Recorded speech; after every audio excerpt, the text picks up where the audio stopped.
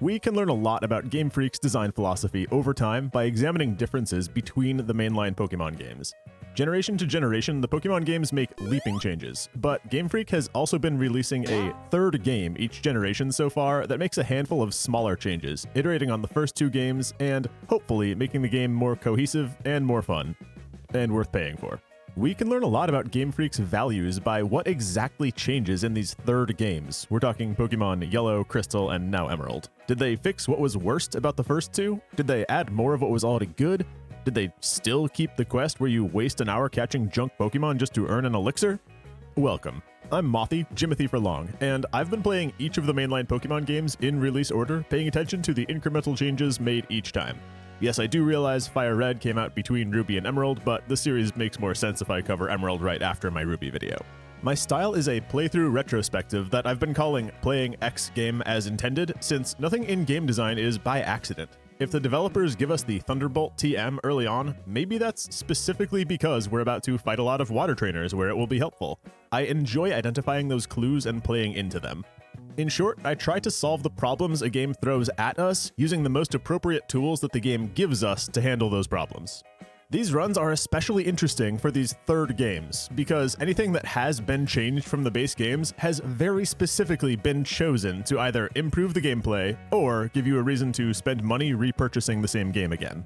Emerald version came out more than 2 years after Ruby and Sapphire, which is insane, given that Yellow was 13 months after Red Blue, and Crystal was only 9 months beyond Gold Silver. We do have the right to expect a greater degree of improvements after 26 months compared to what earlier third games got in much shorter time frames.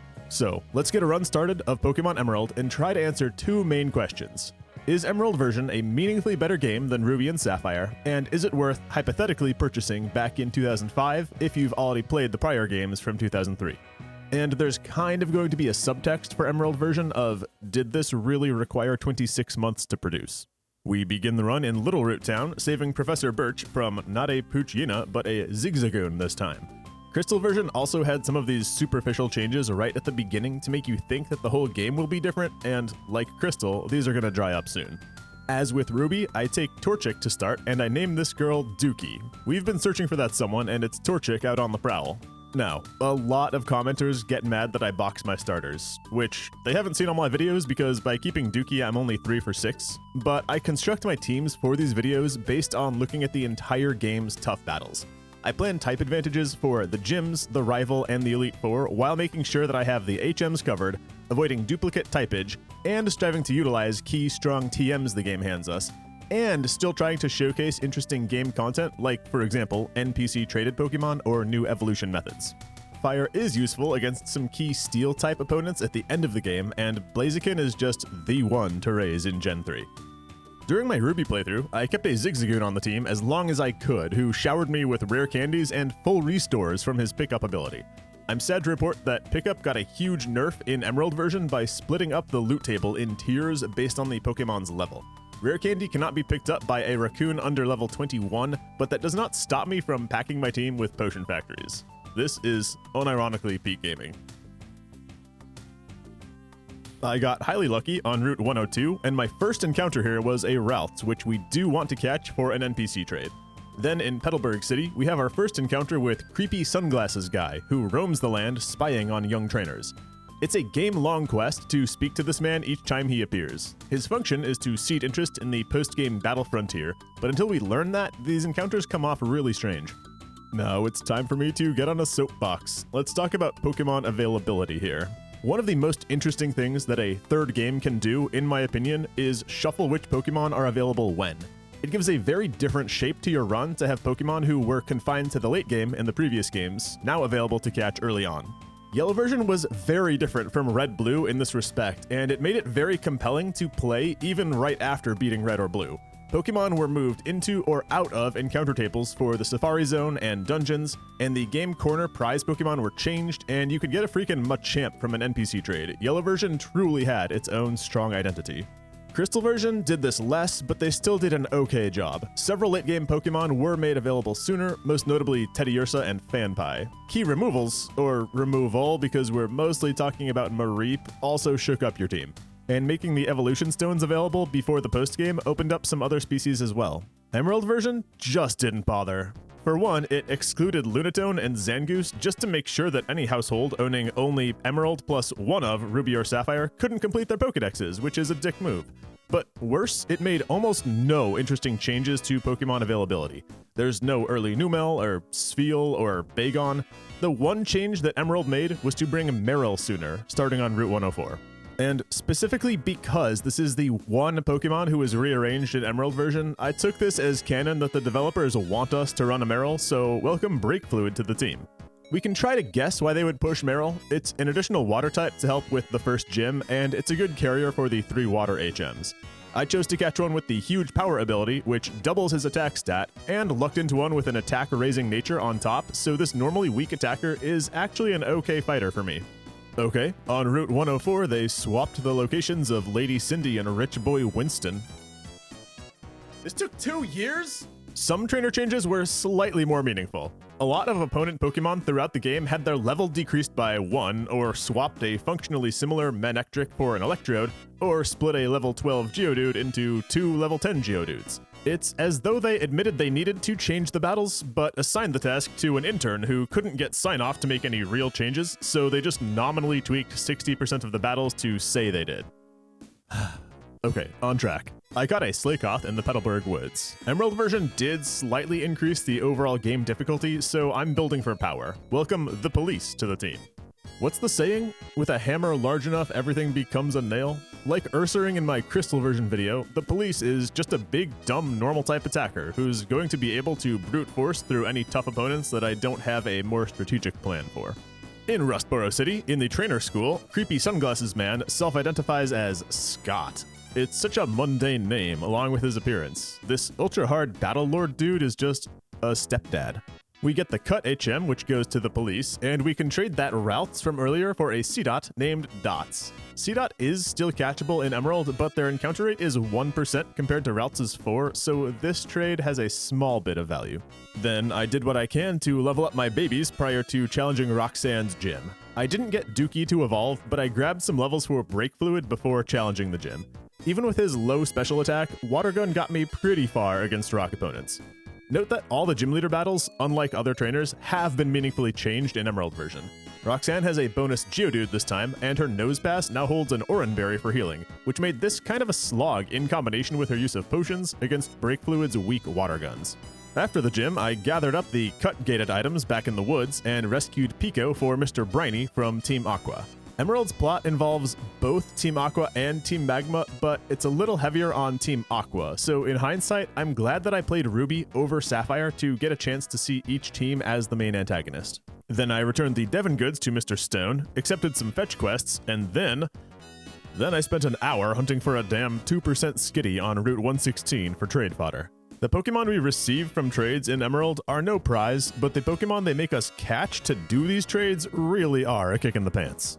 There's a second rival fight on our way out of Rustboro, which is perversely the hardest rival fight in the game. That's because May has a Torkoal only for this encounter, who curse boosted itself into a real threat and weakened my team. All I had left against her Mudkip was Break Fluid, who tail whipped on his bide turns and won with some hilariously big tackles.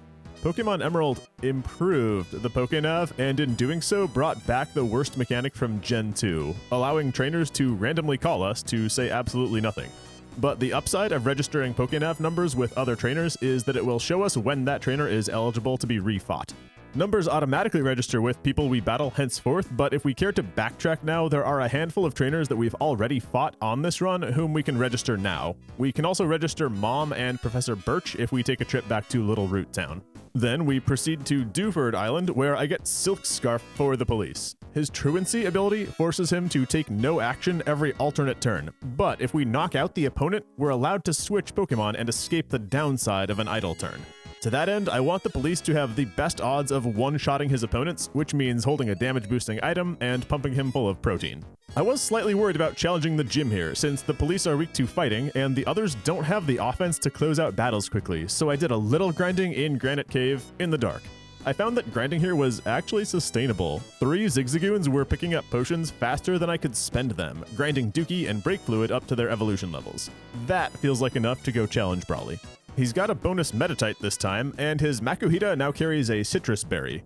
Now, I don't think this is what the developers had in mind when they gave us early Marill access, especially since Rock type is not even effective against fighting, but I just opened with Break Fluid using Defense Curl, which doubles the effective rollout, then rode a single rollout to victory. The extra defense helped me stay alive while I gained momentum, then rollout's damage doubles every turn, to the point where it just one-shot Brawly's final 2 Pokemon.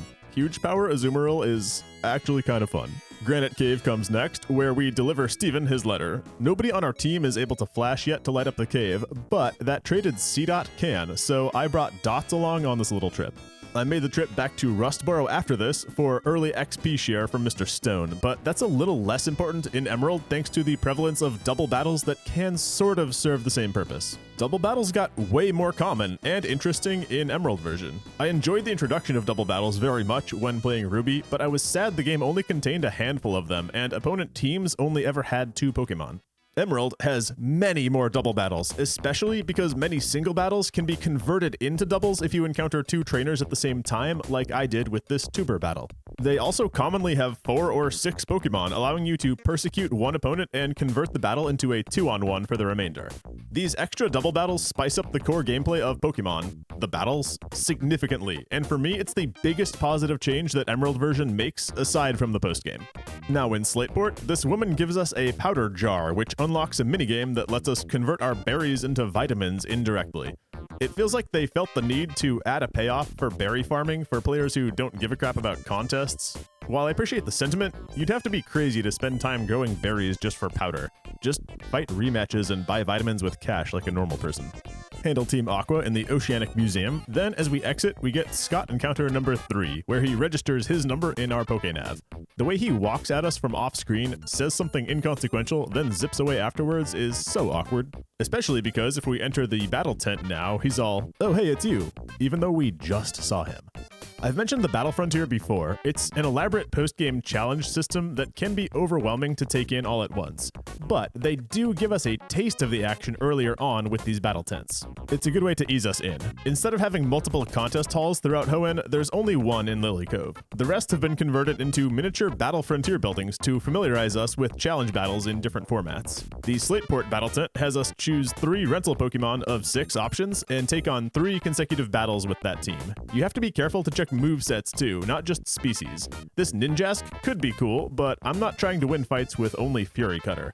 A Whismur with Body Slam though? Don't mind if I do. And the other cool gimmick is we're allowed to swap one of our team members for one of the opponent's team after each victory, so the team evolves as we go. I love this format of battles because everyone is playing on level ground and there's no elaborate preparation involved just to have a chance. It's like going to Friday Night Magic and playing Draft instead of modern format. Moving on, head north on Route 110. Allegedly, Professor Birch would show up and register himself in our Pokénav along this route if we hadn't done so manually earlier. This is a weird situation where I chose to miss content since it's more interesting to show that it's skippable. The police evolved into Vigoroth off of a double battle here and actually loses the Truant ability until he evolves again. Then we have our third rival fight. May has ditched her Torkoal for a Slugma here, which is much easier to handle, and she also added a Lombre. Once we reach Mauville City, collect a bicycle. I won't bother optimizing bike swap timings this run, but I still recommend starting with the Acro Bike for the jagged pass that's coming up. There's a move tutor for Rollout here. For some reason, Emerald added a handful of NPCs throughout the world who can teach a Pokemon one move once. They're essentially stationary TMs. I really looked for a reason to utilize these tutors, but they just don't teach strong moves, or teach them after we could have got the move ourselves, and I can't tell what the goal was by adding these tutors. If you got any value out of the Emerald move tutors, please let me know how. With Watson looming, who was a real challenge in Ruby version, I gobbled up every single trainer fight that I could reach before taking on the Mauville Gym. This meant clearing out the Cycling Road, Route 103, the Trick House, Route 118, Route 111, the Windstrait House, and Route 117. Just be better than me at checking your loot raccoons between battles. This stretch gained me quite a lot of items, but I'm sure I missed even more. Route 117 also has a miserable 1% encounter rate Volbeat that we need for a trade. I spent close to 2 hours hunting this thing down. It's literally been twice as hard to catch each subsequent trade Pokemon, 4% down to 2 to 1. Catching this Volbeat straight up took a month off my life. Then with all that training under my belt, Watson's gym was embarrassing for him. He added a Manectric as his ace, but converted his Magnemite to an Electrike, which is a substantial decrease in power.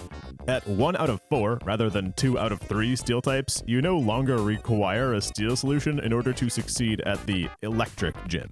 So the police chewed through everything Watson sent out except Magneton, which I did have Dookie to kick down. There's more Trick House after, then onto Verdanturf Town. There's a new battle tent here with different rules, but the minimum opponent level here is 30, so I failed when I attempted it with my unprepared high 20s team and did not bother again. There's a Scott encounter as well.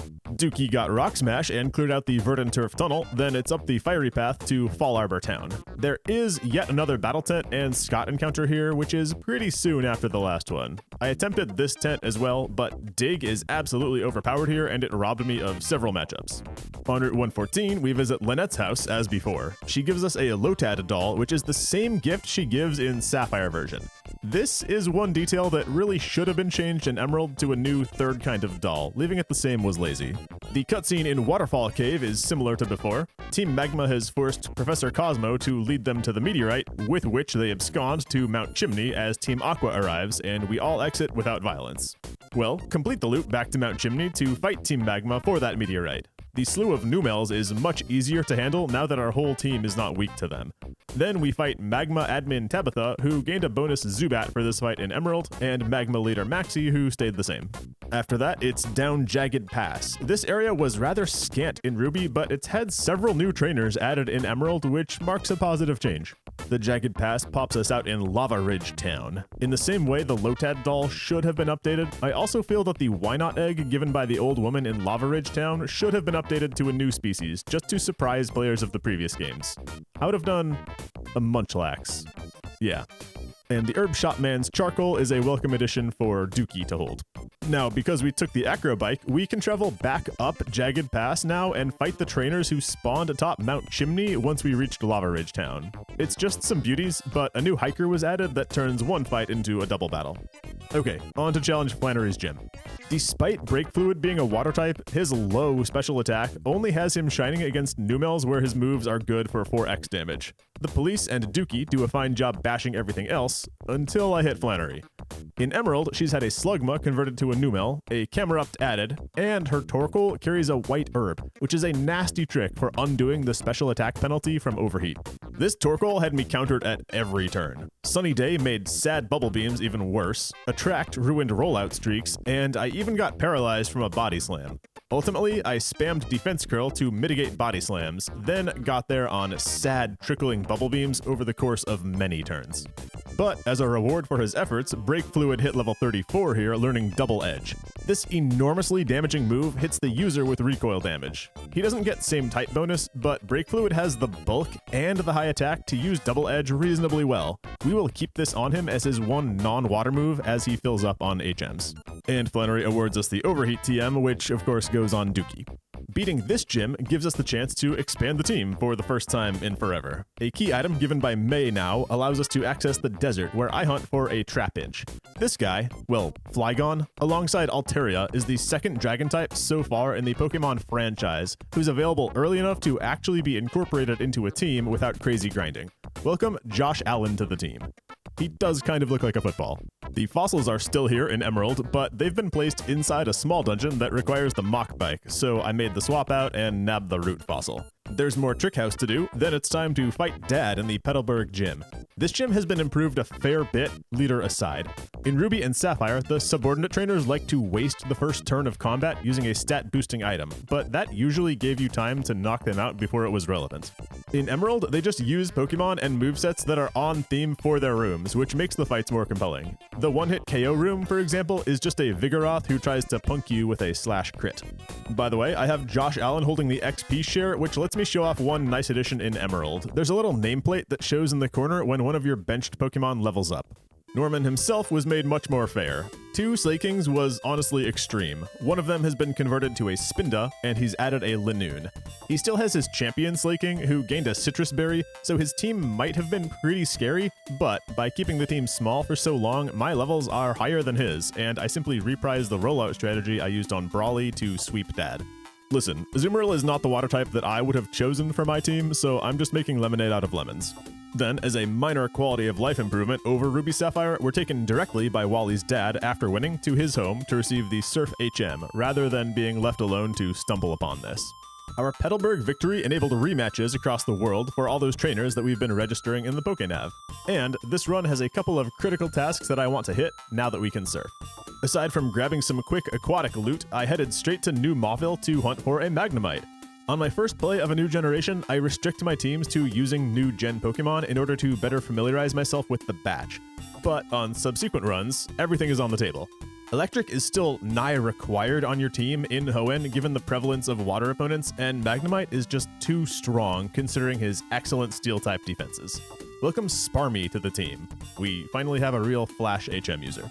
The prize for fixing New Mauville is the Thunderbolt TM that we slap straight on Sparmy, then I do more Trick House and cross the river on Route 118 for the biggest power increase that my team will make all game. Sarcastically. We can catch a Zigzagoon or Linoone with level in the 20s here, replacing our one remaining low-level Zigzagoon and putting Rare Candy back on the pickup menu, boys. So with our loot income quality increased, it's unfortunately time to disregard the plot for a very long time and clear several routes worth of water opponents. I hit Route 115, then go down to routes 105, 106, 107, 108, 109, and the abandoned ship. Sadly, there's no reason to stop in Dewford since this team didn't end up with a Sludge Bomb user, but we will put Ice Beam to good use, so don't forget to grab that this time in the boat. Listen, I spoke enough about the excessive water content during my Ruby video, so I'll tailor my comments to cover what's changed. Which is nothing. I'm not asking them to change the map or physically remove any of the water routes, but with more than 2 years to develop, you should be sanding the rough edges off of the less good parts of your game that you're re-releasing. Fewer wild encounters would make this stretch a lot better. Maybe confine them to designated areas like how grass works on land, or move some rocks so the total explorable area is smaller. Hell, just sell me a repel that lasts like 2,000 paces. The fact that Emerald version didn't improve its slow water sections means they didn't think that they needed to. Crystal did not improve the worst aspect of Gold and Silver either, the post-game feeling pretty empty. For better or worse, this is how Game Freak wanted their game to feel. It's like if a dude with bad breath wanted to attract more women, so he got a haircut and some new clothes, but he never bothered brushing his teeth. We did get some evolutions during all this battling. Josh Allen evolved to Vibrava shortly before we need him to fly, which is perfect. And Sparmy evolved to Magneton. Since he was one-shotting everything he looked at in this section, I had him holding the amulet coin, and I amassed quite a load of gold by the time we reached dry land again. With that cash, I visited the Mauville Game Corner and blew $160,000 on a Flamethrower TM for Dookie plus a spare Thunderbolt TM for Pokemon number 6. Then, it's finally time to advance the critical path again, heading east of Mauville on Route 118. The path to Fortree City is nice and challenging, with diverse enemy battles, which are even more fun in Emerald as occasional double battles. Dookie dinged 36 along this route and evolved into Blaziken. Route 119 is broken up by the Weather Institute, which is near identical to the previous games, though again, getting double battles is a nice treat. I didn't track it, but I feel like they hit a perfect ratio for those. It's something like 1 in 7 battles. Team Aqua is trying to steal cast forms, but we defeat Shelly and send them packing. Emerald made one small but good quality of life change here. The scientists, grateful for being rescued, gift us a cast form. In Ruby, you had to clear a space in your party to receive this, but in Emerald, he'll send it straight to your PC on a full party. It's the kind of thing that I wouldn't have noticed if I wasn't making these videos back to back, and it's exactly the kind of improvement that I want to see in a game that's being re-released. Note that the police hit level 36 somewhere in here and is ready to evolve again, but I'm holding out for Hyper Beam before getting Slaking to make sure that he's scoring one-shots, so I do cancel his evolution once or twice until then. We have our 4th rival battle of the game farther on. May's team is entirely unchanged from last time though, not even an evolution, they're just a few levels higher. This win gets us the Fly HM, which I teach to Josh, then another extremely lazy Scott encounter as he walks on screen right after May leaves, pats us on the shoulder, and walks right away. Between Wally, May, Steven, and Scott, Emerald version has this uncanny Truman Show vibe of constantly being monitored and steered by strangers. Okay, reach Fortree City. There's a pink-haired boy here who will trade a Plusle for the Volbeat that I lost my sanity catching. Plusle is not strong, but this is the one trade in this game I considered forcing to work on my team. Really, all that stopped me was how late it comes. Pluses misses all the water opponents that we just fought, and she also arrives at a very low level unless you've been raising your Volbeat. The game now has us briefly step down Route 120 to get the Devon Scope before we can return to Fortree and challenge Winona, but I wanted to stop deferring the police's evolution, so I actually cleared routes 120 and 121 all the way to Lily Cove right now. This has the effect of placing our 5th rival fight awkwardly soon after our 4th. May did evolve her Ludicolo this time and added a Tropius, but the rival fights have been overall quite weak in Gen 3. Perhaps it's meant to give us a break, since some of them are surprises. The rival jump scares in Gen 1 were often real nail-biter fights. With May defeated, we have department store access so we can buy the Hyper Beam TM for the police, and of course I also bought fresh waters one by one from the vending machines for several minutes. This stuff is OP. As I head back to Fortree now and take on the gym, I want to point out that Emerald version did remake all the trick house and gym puzzles. Nothing was wrong with them, they just rearranged things so that we're not solving literally the same puzzle we solved in Ruby. This keeps the game fresh, it's a nice change. Leader Winona had her Swellow removed and replaced with a Swablu and a Tropius. Against her bulky Altaria, I got to test out Hyper Beam, which scored a beautiful KO before I switched out to avoid the recovery turn. The tech is real. For winning, we're allowed to use Fly, and Scott calls our Pokénav just to check in. There's more Trick House to do, then I'm conveniently able to fly directly to Lily Cove City, having been there previously. Then a Scott encounter on the upper floor of the Cove Lily Motel is actually curious. He dumps on Pokemon contests and calls himself a purist for preferring to focus on battles, which actually reads like Game Freak blasting themselves for the contests that were forced down our throats in Ruby and Sapphire. That, or it's them satirizing the player for not caring about contests. Either way, the message is weird.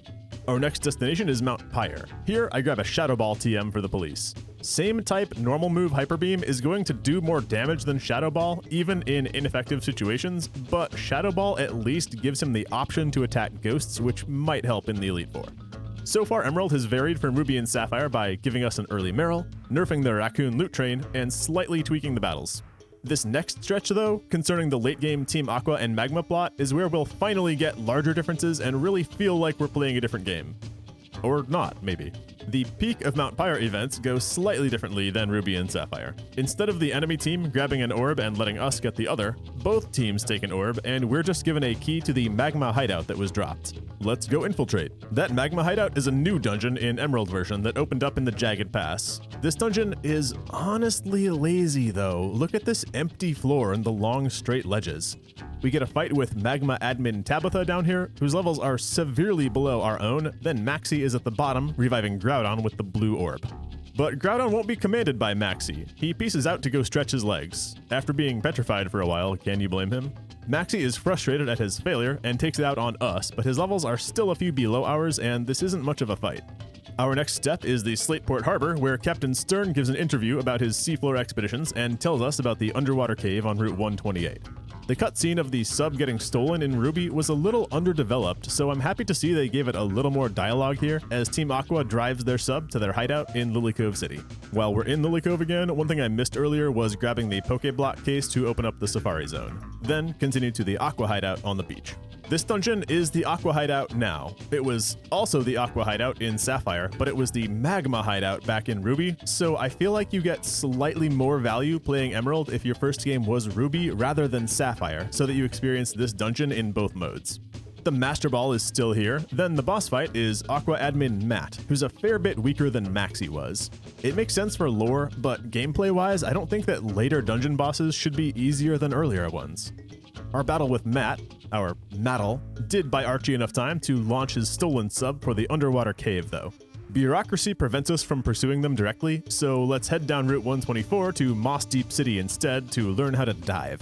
We do care about the Super Rod, so grab that here. I also bought a load of dive balls because the same two Pokemon, Wailord and Relicanth, are required to open the Reggie Caves as in Ruby and Sapphire. That's another thing I feel could have been changed. I would have done Sharpedo and Lunatone. The Moss Deep Gym actually got a complete redesign in Emerald. Instead of long conveyor belt puzzles, it's teleporters and floor switches, and a lot of double battles, which is on theme for the double battle leaders coming up. This place is very fun now. I'm glad Emerald changed it. Tate and Liza had their rosters deepened to 2 Pokemon apiece, adding a Claydol and a Zaytu. Interestingly, they don't allow you to blitz down one side and turn this battle into a 2-on-1. After Hyper Beaming Claydol and Shadow Balling Solrock, who were on the same side of the battlefield, they sent out Lunatone instead of leaving the spot empty. I think they're coded as one trainer or something for it to work this way, different from other double battles. After the gym, there's a small cutscene of Team Magma marching in to overtake the Space Center. They plan to steal a load of rocket fuel and dump it into Mount Chimney to do Groudon's job of creating new land for him since he went on vacation. To stop them, we get possibly the coolest battle in the game, a double battle alongside Steven against the Magma leadership. We get to pick 3 of our Pokemon to send in alongside Steven's 3. Our opponents were barely able to scratch Steven's Metagross, which I took advantage of by having Josh Allen dig and fly his way out of harm. Once the only real threat came out, Maxie's Earthquake having Camerupt, Josh Allen conveniently had a paralyzing Dragon Breath queued, which opened up a safe moment to bring out the police to take us home.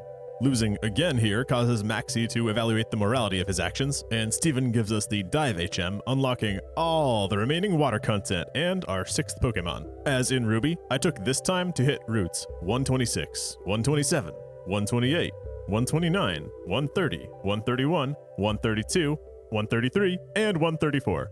Yes, I did need to list them out for emphasis on how much content this is. Again, the only difference from Ruby is that some of the battles are double battles now, making things a little bit more fun. I was also nice on myself and skipped most of the dive areas this time, though I did have to still hunt for a Seafloor Relicanth on Route 124. We've got to get that Wailord as well. We could simply encounter a natural Wailord by surfing on Route 129, but it's a 1% encounter, and catching the trade Pokemon traumatized me out of that.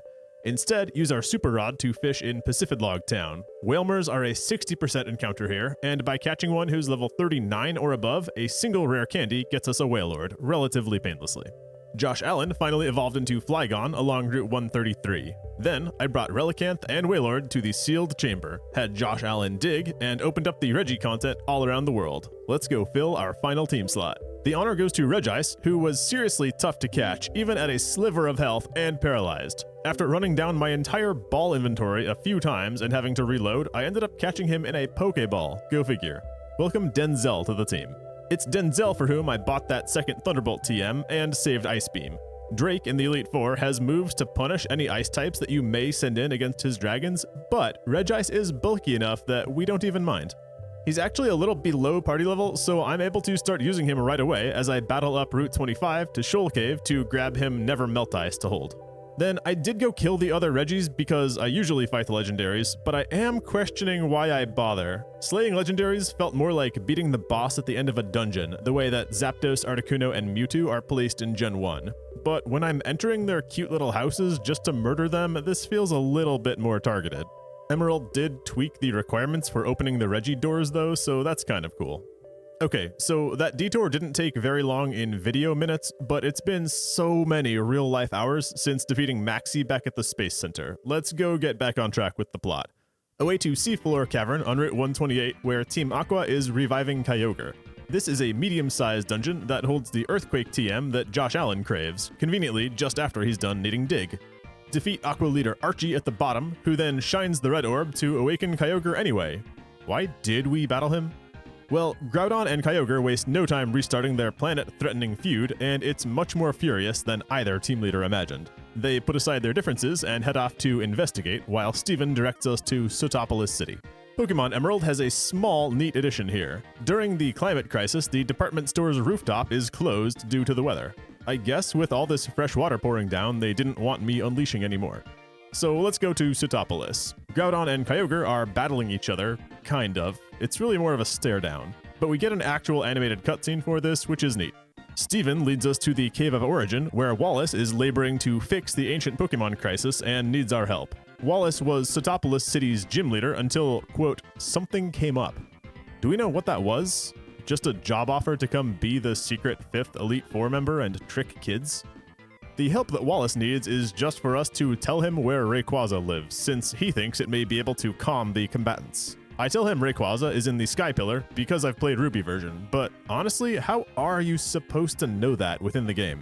Fly to Pacific-Log Town, then surf east to that Sky Pillar. Wallace meets us here, but sends us up alone anyway. This dungeon is much simpler this time. I would say boring, but it already was. We don't even need the Mach Bike despite the cracked floors. just rush the top, where we gently wake Rayquaza from his nap, then return to Sootopolis to witness him descend from the sky like Bahamut to roar peace at his little siblings, who put aside their differences and leave. That's it.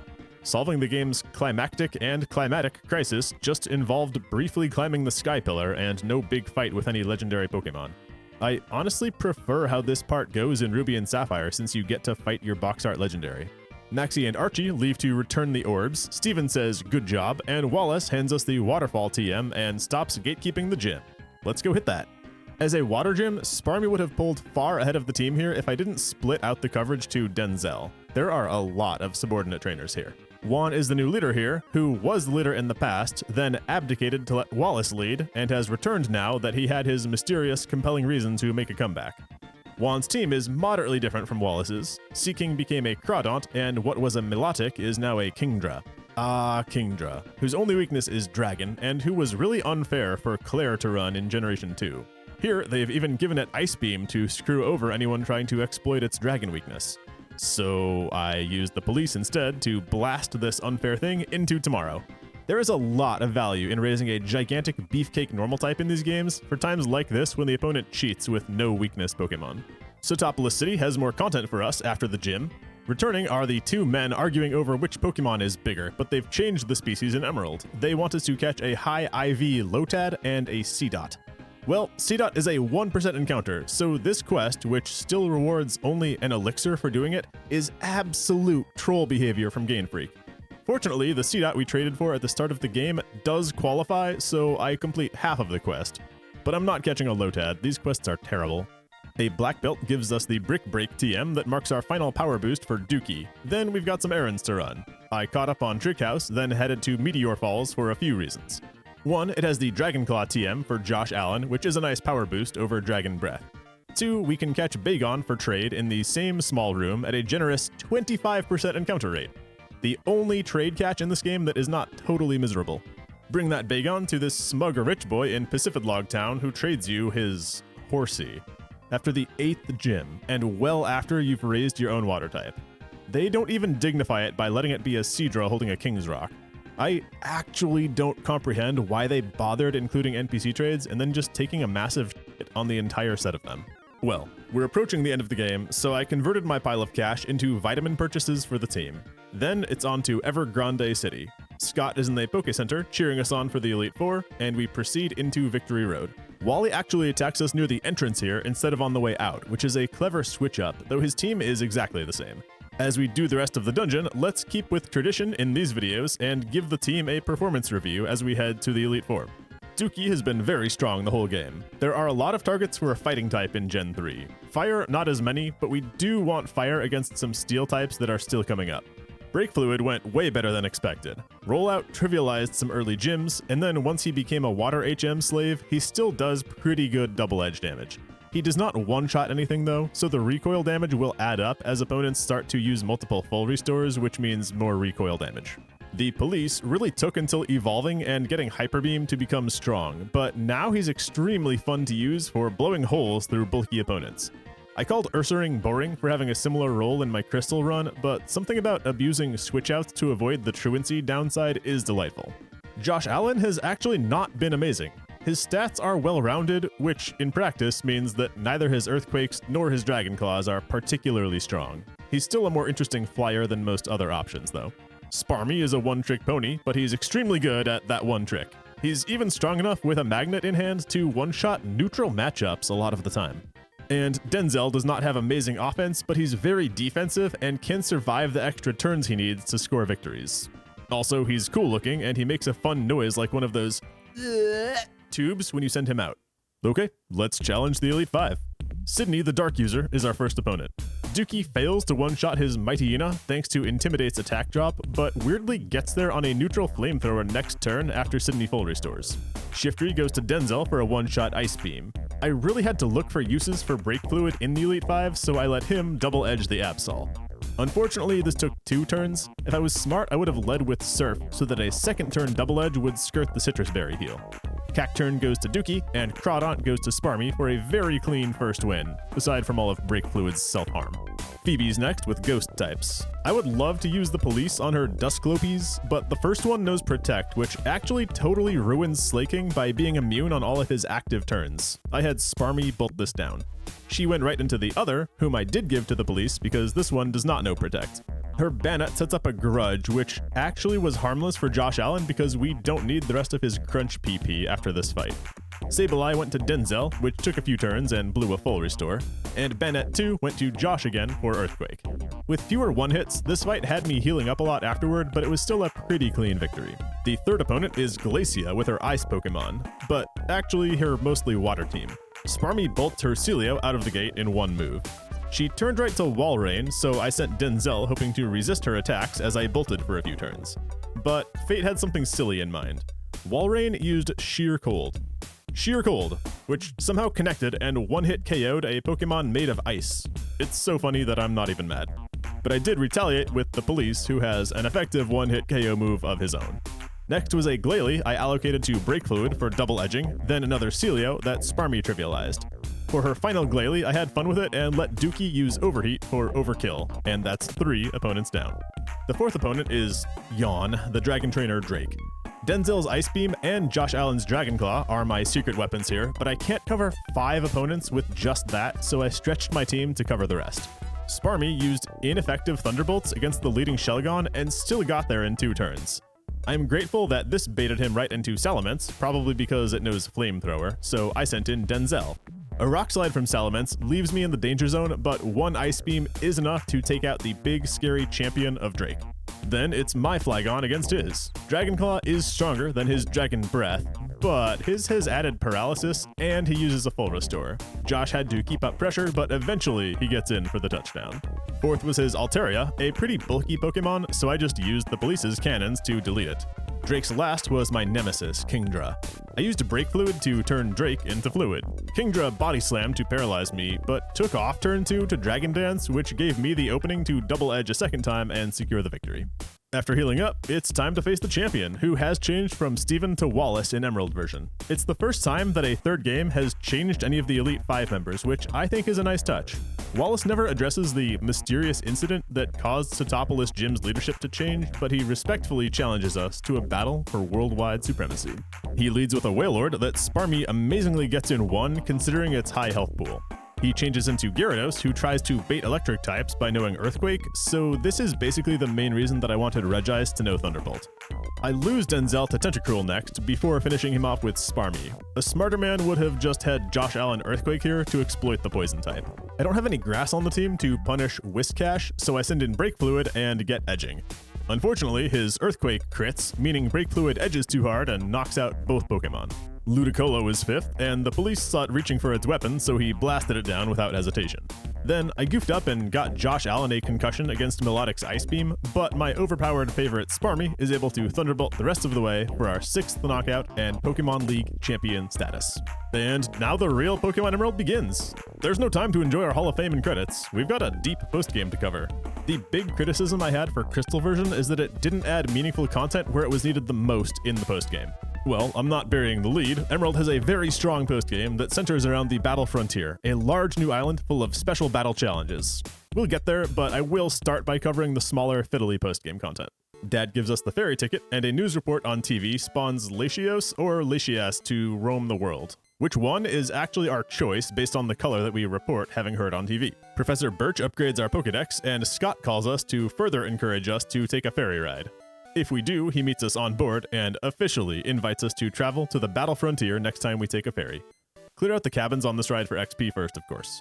We can do the Trick House finale, and Wally is open for daily rematches in Victory Road, but now he's back in his spot from Ruby and Sapphire, which is odd. There's a small new dungeon open on Route 103 called Altering Cave. This was allegedly going to be used for events, but those were never implemented, so it just contains Zubats.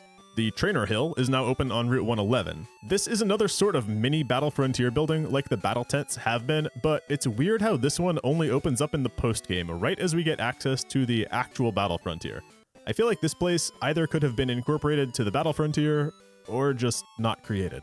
The Fossil Maniac has been busy digging, and he's unearthed a new dungeon, the Desert Underpass. This gives us access to the second fossil, and also to Dittos, which is a nice gift for players who want to breed teams for the Battle Frontier. I assume. I don't do that. The Safari Zone opened up 2 new sections in the post-game, which specialize in Generation 2 Pokemon. I caught a couple just to say that I did and show them off for you. Steven's house has a free Beldum if we want to start the long journey of raising a Metagross. This Beldum was available in Ruby Sapphire as well, but it feels more relevant now because I understand Metagross is grossly meta for much of the Battle Frontier. If we visit the Weather Institute, the meteorologist tells us where it's been raining hard. That's a hint on where to find the Marine Cave, where we can now encounter and kill Kyogre before it raises the sea levels. Then I return to the Weather Institute and do the same for Groudon. Phew, try ruining the planet now, you ancient elemental bastards. We've had the gym leaders registered in our Pokénav all game, and we can actually challenge them to rematches in the postgame, but they're very stingy with opportunities. After beating 20 trainers or 60 wild Pokemon, which are high thresholds, there's a chance that one gym leader becomes available for rematch. If you fail the RNG, you have to battle another 20 trainers or 60 wild Pokemon to try again. So I spent some time knocking down every single other trainer who wanted a rematch in my Pokénav, plus Wally. Then, with nobody else left, I just made reps on the Elite Four for a while to try and farm up a gym leader rematch for y'all.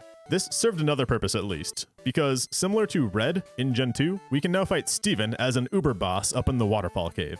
He's got a full team of 6 with levels in the upper 70s and strong type coverage, so I grinded the team up to 60 against the Elite Four to give myself a fighting chance there. Steven initiates with a Skarmory, who used a weak Steel Wing before Sparmy won with a single Thunderbolt. I did not expect this guy to be this strong. Second is Aggron, whom Dookie fails to get with a Brick Break despite his 4x weakness, and dies to the counter Earthquake. I send Denzel next, who actually gets a freeze on the Ice Beam, so knowing that he's going to full restore, I play his game and max revive Dookie. Then, for some reason, instead of ruining me with more Earthquakes, Aggron starts blowing 2 turns twice to Solar Beam me for like no damage as I calmly ice him down to a sliver. He does finally Earthquake Denzel away, but Dookie is back to finish what she started. Steven goes right into Metagross, which is exactly what I wanted to see. My choice to raise Torchic was literally based on this matchup, since Metagross's weakness, besides fire, is ground, but his special defense is much lower than his defense. One overheat just gets there. Is she ultra-violent? Is she disturbed? I'm gonna tell Dookie that I love her. If Break Fluid is good for anything in this fight, it's against Armaldo, since I don't have other strong options here. We trade Ancient Powers and Surfs for several turns before he full restores, so it's only fair that I also full restore, and I ultimately win the Battle of Attrition. Cradily is next, and was my biggest problem. If this thing sets up with Ingrain, confuses you, and starts Giga Draining, it's over. This is actually my second attempt at this fight due to rough Confuse RNG from Cradily. It takes several Brick Breaks to win, and I am very lucky that Break Fluid ran out his full restores on Armaldo before we got to this point.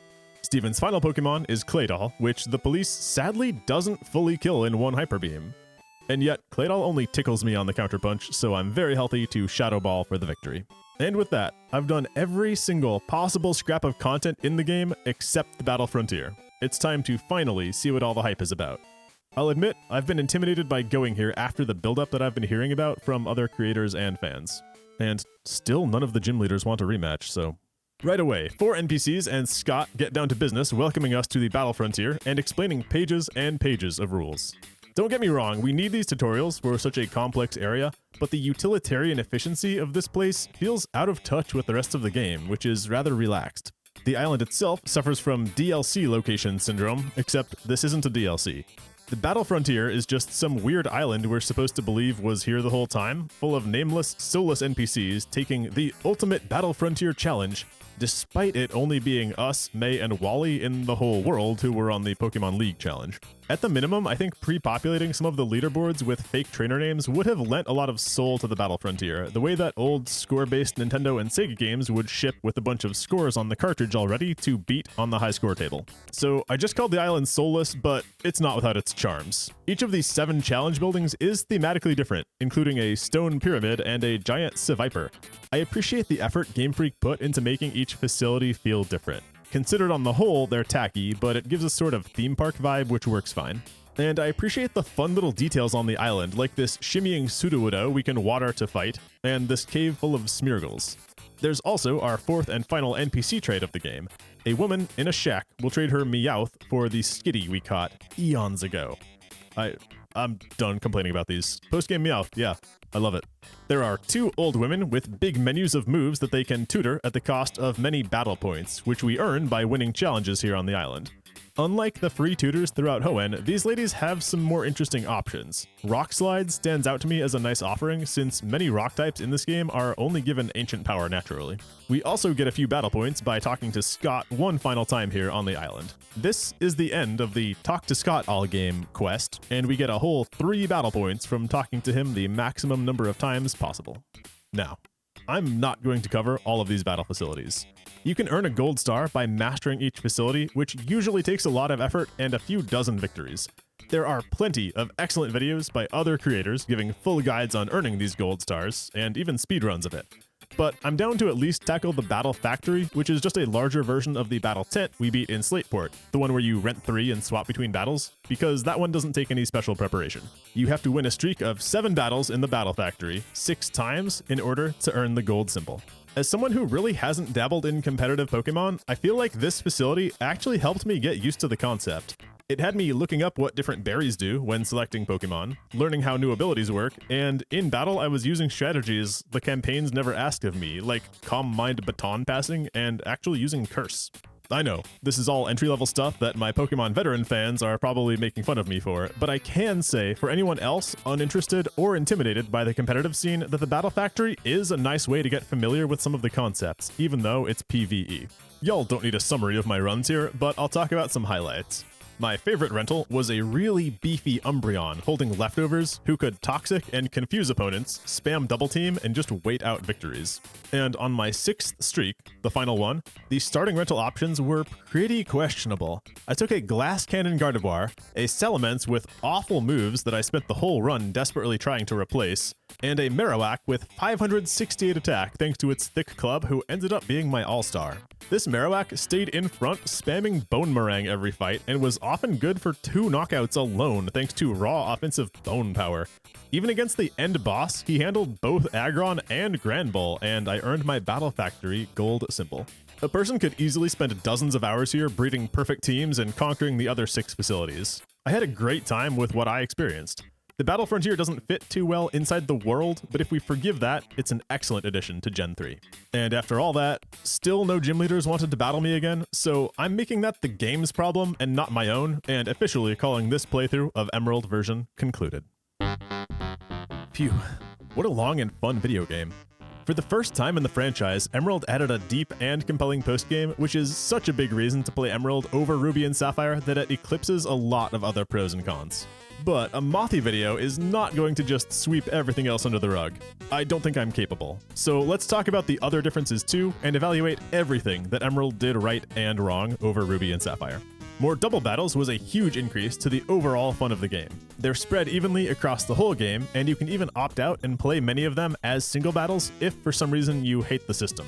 I do wish to continue seeing these in future games. The gym leaders are all different, not necessarily harder, even though they had Pokemon added, but different, and that kept Emerald fresh. Watson specifically now feels like an electric gym leader rather than a steel one. And the Moss Deep gym got an overhaul that I personally think is much more fun than before. The Steven Super Battle at the end of the game was a nice addition too, that feels like a nice conclusive point for being done with the main game. De-emphasizing contests and converting the halls to battle tents was a welcome change for me, though not necessarily for all players.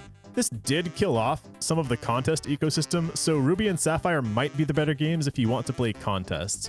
But giving you mini previews of the Battle Frontier was really smart for getting players excited for that. And remaking the gym and trick house puzzles was just a nice touch. I almost forgot to comment on the new Team Magma and Team Aqua content because, honestly, it's not that different. There's a new small dungeon, and you meet Rayquaza early, but it's really not too different from the prior games. Battling Team Magma alongside Steven once is probably the highlight. This follows up the small bit of Jesse and James content in Yellow version and the handful of U-Sign encounters in Crystal. Emerald's plot changes are more than those, I guess, but still not much different overall, so I still don't quite consider the expanded plot as a reason to buy Emerald version. So what's worse in Emerald? I don't like how there were almost no changes made to Pokemon availability. You could not take a team you played in Yellow version and build the same team in Red and Blue. Likewise with Crystal and Gold Silver. The earlier third games had their own identity entirely based on the different batches of Pokemon you could catch during your run. But you can play a substantially similar team in Emerald as in Ruby and Sapphire, since the only big change is Marill coming a little bit earlier. I would have loved to see early Skitty and Baltoy, or an NPC who trades you a Feebas, something to shake up the meta. I noticed it because I played these games back to back for videos, but it was a lot more fun to play Yellow right after Blue and Crystal right after Gold than it was to play Emerald right after Ruby, largely because of the near identical Pokemon pools. And that's honestly my main issue with Emerald. Little details like the Lotad doll and Wynot egg getting reused, and not changing the Reggie puzzle to need different Pokemon than Wailord and Relicanth would have been nice to change, but it's not a deal breaker that they weren't. Yes, I thought the NPC trades were bad, but they really weren't impressive in Ruby and Sapphire either. Still, the NPC trades were not left the same. They were changed, meaning that Game Freak acknowledged that they should change, but they were made so absolutely worthless, if not trollish, by the super low encounter percentages on the Pokemon that we need to give away, mixed with the underwhelming nature of the ones you receive. And one small note, the periodic Scott encounters throughout the game were not handled well. They were placed on top of the game rather than integrated with it. It would have been better if he gave us items, or battled with us sometimes, or interacted with anything else in the world besides our character sprite. It's no mystery.